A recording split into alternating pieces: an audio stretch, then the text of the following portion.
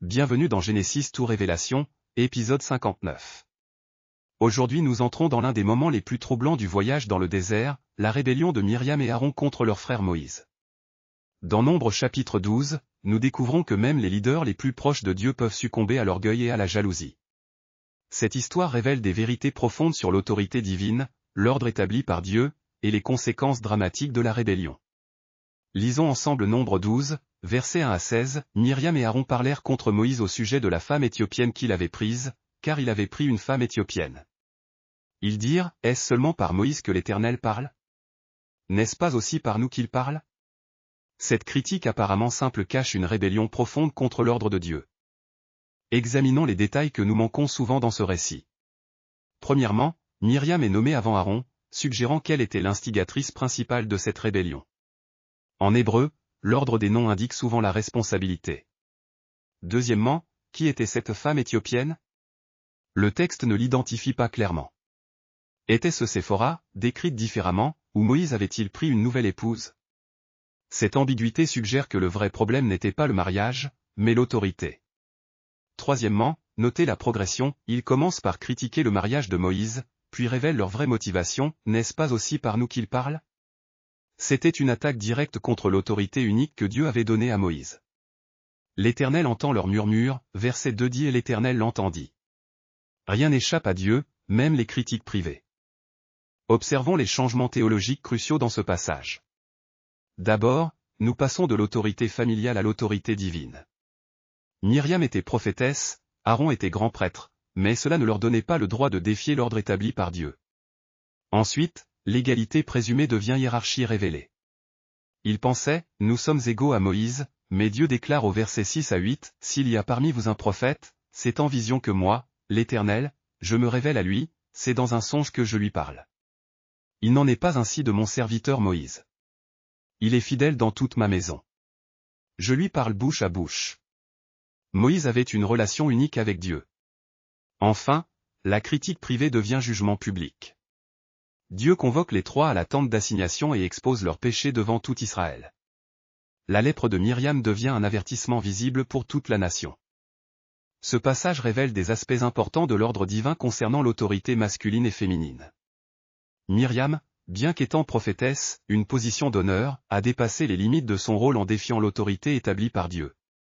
Aaron, comme homme et grand prêtre, partageait la responsabilité mais c'est Myriam qui reçoit le jugement le plus sévère, suggérant qu'elle était l'instigatrice principale. Ceci illustre que l'égalité en valeur devant Dieu n'élimine pas les différences dans les rôles et l'autorité.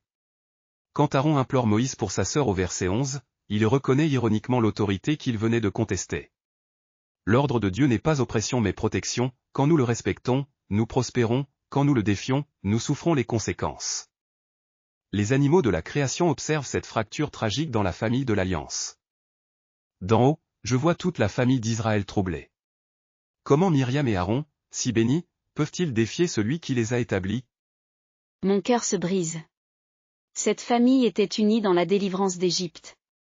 Maintenant l'orgueil a semé la division même entre frères et sœurs. Je porte mon joug avec fidélité, sans questionner mon maître. Pourquoi les humains, si privilégiés, résistent-ils à l'autorité de leur Créateur? Voyez comme Moïse intercède pour celle qui l'attaquait. Quelle grâce!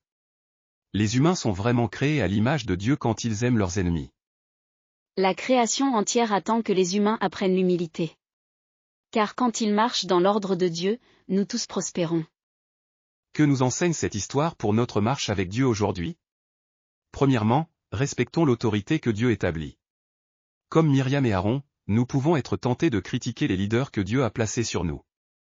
Mais Dieu voit et entend nos murmures. Deuxièmement, intercédons pour ceux qui sont sous le jugement. Moïse aurait pu laisser sa sœur dans sa condition, mais il a prié, ô Dieu, guéris-la, je te prie. C'est l'esprit d'Exode 17h16, nous sommes appelés à intercéder dans la bataille spirituelle. Troisièmement, reconnaissons que l'orgueil peut corrompre même les serviteurs expérimentés. Myriam avait dirigé les femmes dans la louange après la mer Rouge, mais l'orgueil l'a aveuglée. Restons humbles et vigilants. Enfin, comme Néhémie reconstruisant les portes, nous devons restaurer ce que le péché a brisé par la repentance et la grâce. Prions ensemble, Père Céleste, comme Moïse qui intercédait pour Myriam, nous nous tenons dans la brèche pour notre génération. pardonne-nous nos murmures contre ton autorité. Donne-nous l'humilité de Moïse, l'homme le plus humble de la terre. Aide-nous à respecter l'ordre que tu as établi dans nos familles, nos églises, et nos nations.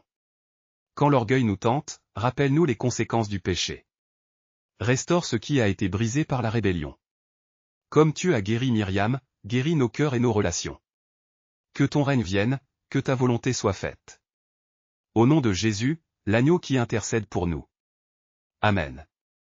Rejoignez-nous la prochaine fois alors que nous continuons notre voyage de la Genèse à l'Apocalypse. Que Dieu vous bénisse.